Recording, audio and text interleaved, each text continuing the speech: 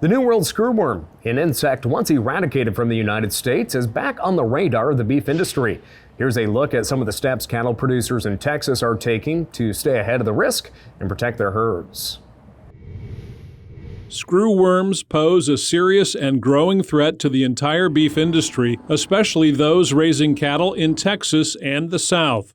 That's why ranch managers and livestock producers came together with state and federal agency experts for a special training event to share information about this dangerous pest.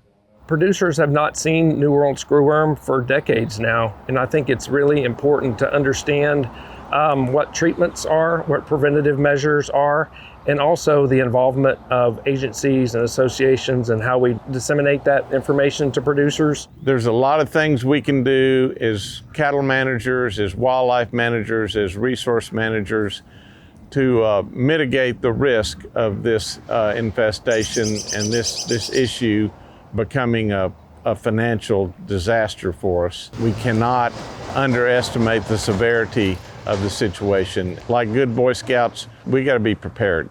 Although live animal imports from Mexico are being closely monitored, ranchers still need to stay vigilant and ready to act at the first sign of trouble. I think we need to be as prepared as possible so that we don't get caught off guard, and then it would be a complete panic at that point, right? We need to get out there, look at our cows, and have as much surveillance as we can, and that would help us, to be prepared. Some folks aren't able to look at their herds or animals but once a week maybe, but increase the frequency of surveillance in your own herd. Quick as we can have it reported, investigate it, do our due diligence to stop animal movement, the quicker we can respond. It was also pointed out that if screwworms do make it to the U.S., collaboration between ranchers, wildlife managers, veterinarians, state agencies, and USDA personnel will be essential to coordinate a proactive and rapid response. It's imperative that these organizations and producers and ranchers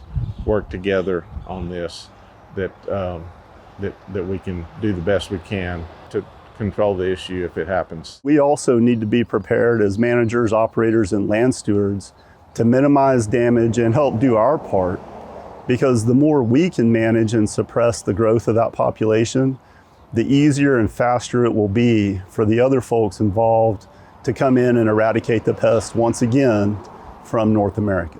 I think it's important to understand that we're all doing this together. And when we do find it, we need this to be a very regional focused effort. It's going to be a three-legged stool in fighting this, and that'll be the sterile fly production, that'll be surveillance and reporting, and animal movement control. And we're going to have to really hammer down on that to be able to control this if and when it does hit. We've developed response plans. If this happens tomorrow, we've got a plan we can put in place, but we're kind of waiting to see. But note that we will be able to respond tomorrow if we do have an infestation of New World Screwworm. The experts at this workshop stressed that by staying alert, reporting concerns quickly, and following proven prevention strategies, producers can protect their cattle and their way of life from this dangerous pest. I'm Brian Baxter reporting from Texas for NCBA's Cattleman to Cattleman. If you've got questions about New World Screwworms, NCBA has plenty of tools and information to help you find the answers you need. Just go to ncba.org and look under the Education and Resources tab.